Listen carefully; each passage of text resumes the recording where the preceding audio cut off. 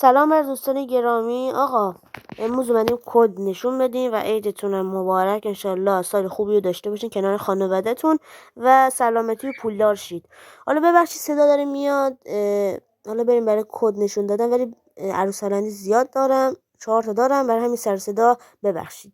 آقا بریم برای امروز بعد از 1 سال اومدیم ویدیو بگیریم. حالا بریم، ویدیو گرفتم ضبط نشد، اینم کدش، میبینید که کدش رو میزنیم اینجا.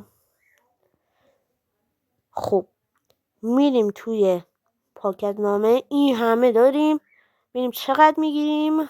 بریم ببینیم 300 تا جم داریم و این هم رایگان به ما دادن. بعد از 1 سال به ما رایگان دادن و بریم کلشو بزنیم. به نظرتون چقدر هستش؟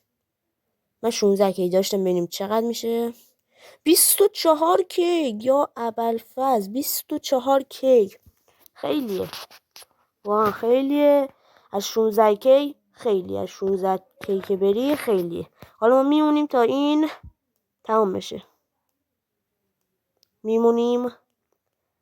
خب حالا قبلش هم دنبالم کنید و بهم برسون، یعنی چی میگم، کمکم کنید که به 200 تا برسم و ویدیوهای خفن‌تری هم بذارم. آها تموم شد، یس 24 کی شدش، جمعمون زیاد شد. سعی میکنم ویدیو بیشتر بذارم بعد از 1 سال. حالا اومدم نوروزم بهتون تبریک میگم و این کدم خود کلش آف زامبی گذاشته بود. خدا نگهدار.